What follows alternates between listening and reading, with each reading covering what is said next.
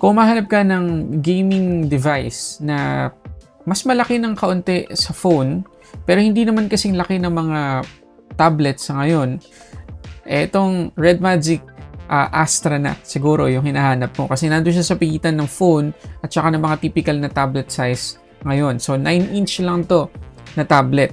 So unahin natin yung presyo bago yung unboxing. So dalawang configuration na pwede natin pagpilian dito sa Red Magic Astra. Yung 256GB ay 48,309 as of making this video. Yung isa naman, yung 16/512GB ay 49,999. At available sa dalawang colorway ang Red Magic Astra, Eclipse at Starfrost. Nandiyan yung link sa description box sa baba. So kulay gray yung box nitong Astra at napakasimple lang ng itsura. Merong Red Magic branding lang tapos text na gaming tablet, yun lang. Tapos i-review natin ngayon na configuration ay 16/512 na Eclipse. Yung Astra agad yung makikita natin pagbukas natin sa box at nakaka-excite lalo gamitin noong una ko nahawakan to kasi napaka-compact talaga ng form factor. Tapos pagtingin natin sa likod, meron pa rin ditong transparent design na merong RGB fan at LED light strip. Sa ilalim ng box makikita yung USB-C cable, stickers, and documentations. Okay, so unahin natin pag-usapan yung napakagandang design ng tablet na to.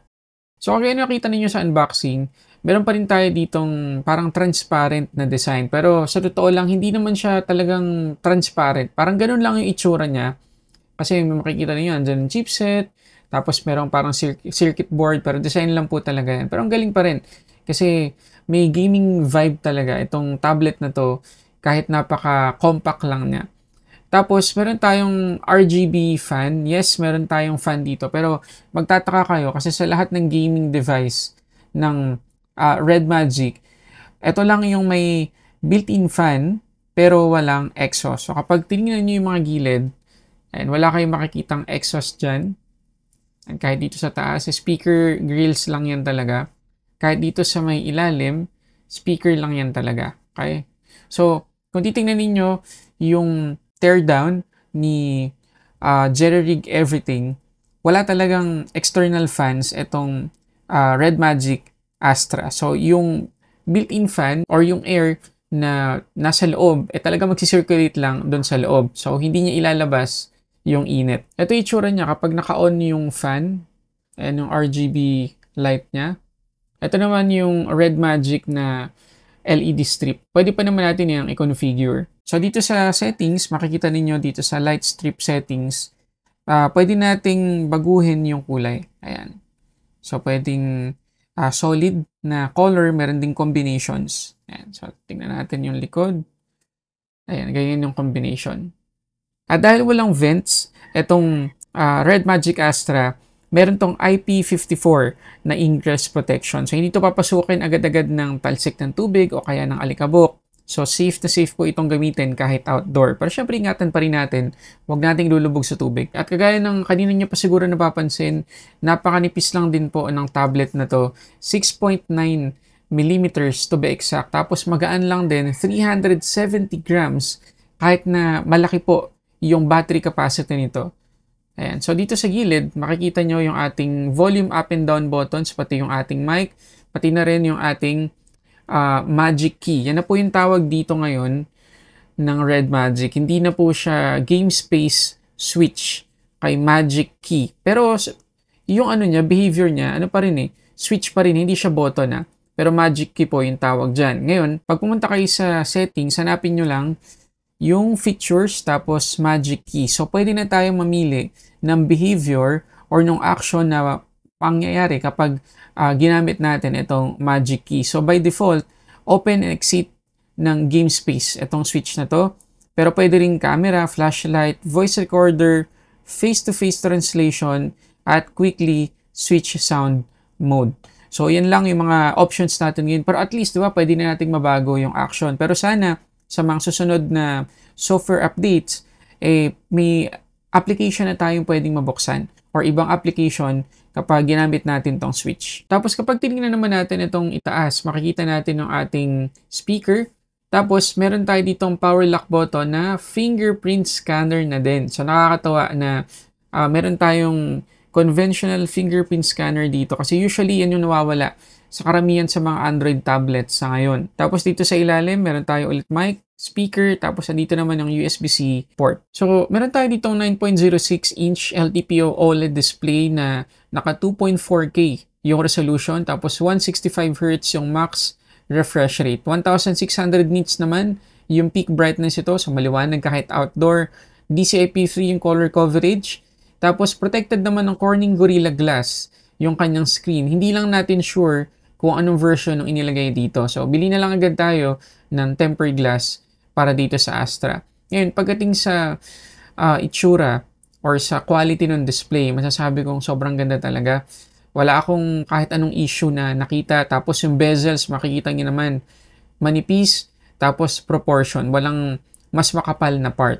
So, maganda rin to for media consumption, lalo na't hindi nakakangawit hawakan kasi maliban sa maliit, magaan lang siya. So, kapag tingnan natin yung kanyang setting, meron tayong tatlong color preset na pwedeng piliin. Colorful, standard, or soft. Tapos, pwede nating customize ng kaunti yung kanyang color temperature. Tapos, yung refresh rate, dito ko medyo may complain kasi tatlo lang yung pagpipilian natin. Auto 60 tsaka 165 Hz. Sana nilagyan na nila ng 90 tsaka 120 or 90 tsaka 144. So, medyo nakalak tayo sa tatlong option lang na to. Pero, at least LTPO naman, yung inilagay nilang panel dito. So, pwede itong bumaba up to 3 Hz. Isa pa sa sana nakita ko ay pwede nating mabago yung screen resolution nitong tablet na to kasi yung 2.4K resolution dito, para sa akin masyadong malaki para sa ganitong size. Kahit 1080p lang sana pwede na. At dun sa mga kontento sa 1080p, sana may option tayo na piliin yung resolution na yun, mas makakatipid pa tayo sa battery. Pero good news para dun sa mga gagamit sa tablet ito for media consumption kasi level 1, yung ating Widevine security, Full HD naman, yung ating max playback resolution. So, puntahan natin yung mismong performance itong Red Magic Astra. So, out of the box, naka-Android 15 na tayo. Tapos, yung kanyang skin ay Red Magic OS X.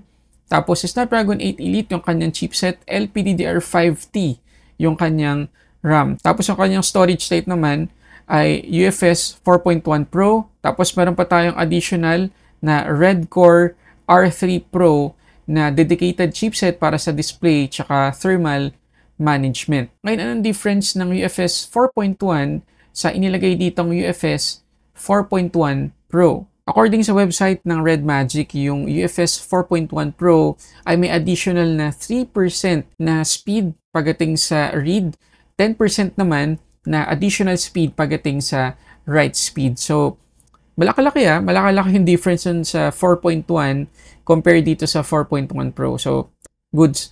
Yun nga lang, wala na naman ako nakitang promise sa website ng Red Magic kung ilang taon yung magiging software support nila para dito sa Astra. If ever meron kayong idea, paki-comment na lang dyan sa baba kung ilang major Android upgrades at saka kung ilang years yung security patches. Pagdating naman sa virtual RAM, pwede nating enable yan tapos pwede tayong mag-add up to 12 GB.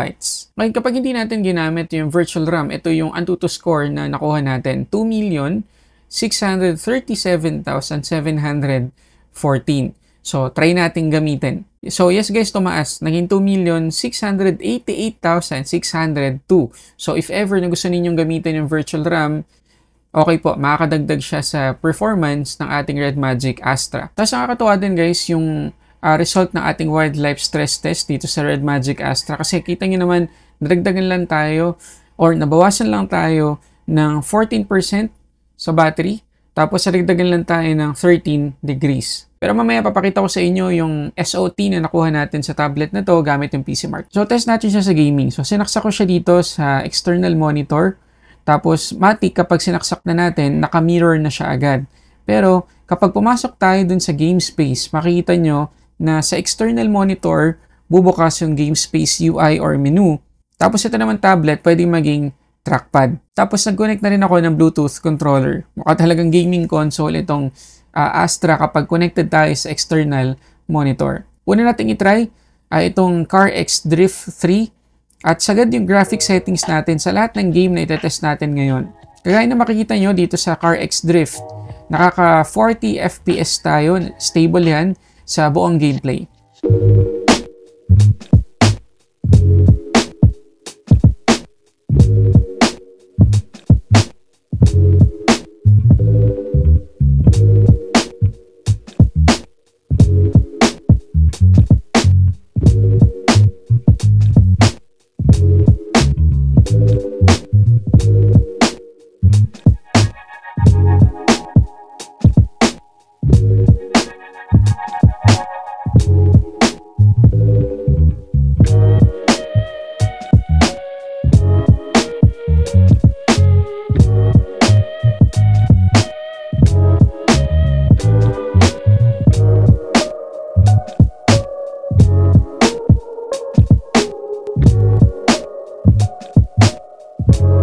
Next naman ay itong CarX Rally. Supported nito yung high FPS gameplay at kahit sagad din yung graphics natin, nakaka 100 plus FPS tayo dito.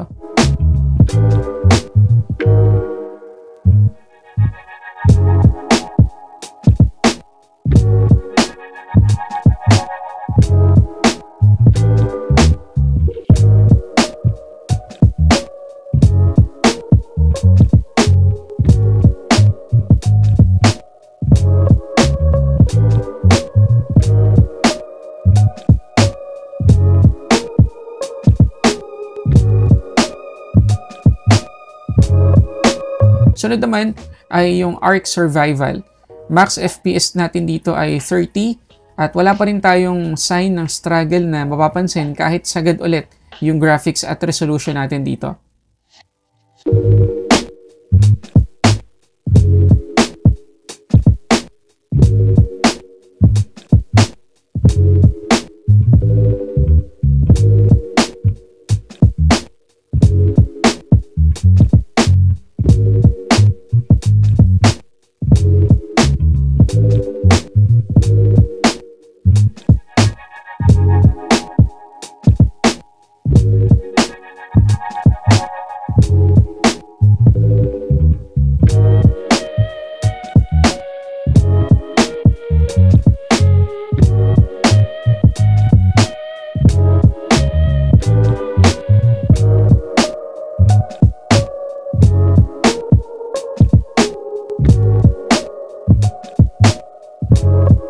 Dito naman sa Racing Master, umabot tayo ng 60 FPS sa max graphics setting.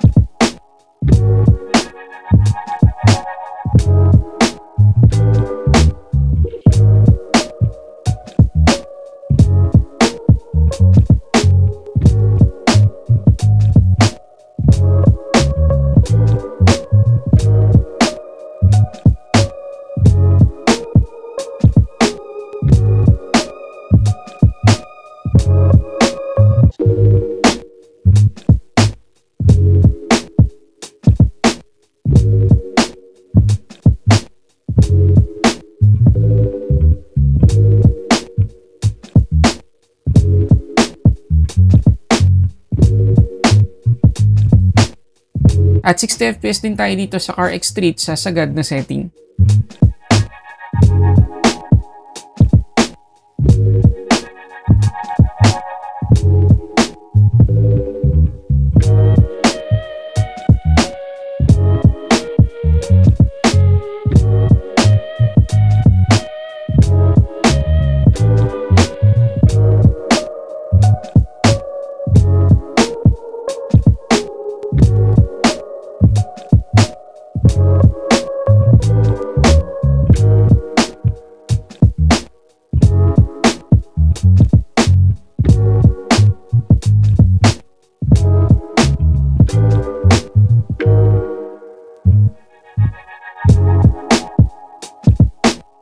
So after ng 25 minutes na tuloy-tuloy na gaming dito sa external monitor, wala akong napansin at nakapa na alarming hit dito sa Red Magic Astra. Ngayon pagdating sa battery capacity, 8,200 mAh guys, yung size nitong Red Magic Astra.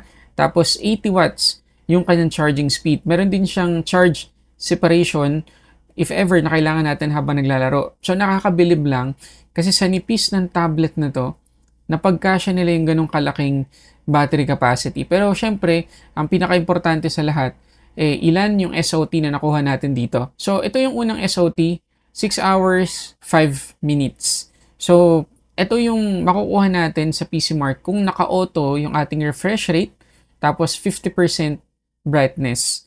Medyo nalungkot ako sa totoo lang kasi ang ina-expect ko at least 10 hours or 11 hours of screen on time. So, hindi ko masasabi na goods itong 6 hours and 5 minutes na SOT.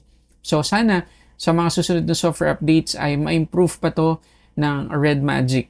Ngayon, i-check naman natin kung sakali na ibaba lang natin or i-fix natin to 60 Hz yung refresh rate. So, tumaas naman, naging 6 hours, 47 minutes. Pero, mababa pa rin yan para sa akin, lalo na para sa isang tablet. Pero napansin ko naman, kung typical usage lang, social media, YouTube, ganyan, hindi naman ganun kabilis bumaba yung battery. Pero, hindi pa rin siya ganun katipid compared sa ibang mga tablet or phones. So, sana, ma-improve pa yan ng Red Magic sa mga software updates na paparating. At sana, ay talaga magkaroon tayo ng option na mababaan ng resolution kasi ang laki talagang bagay nun para sa temperature at saka sa battery consumption. Okay, so ito yung ating 1080p video recording dito sa selfie camera nitong Red Magic Astra. Maganda yung placement ng kanyang camera kasi nasa gitna, so hindi awkward yung pagtingin-tingin natin sa camera tapos dito sa display.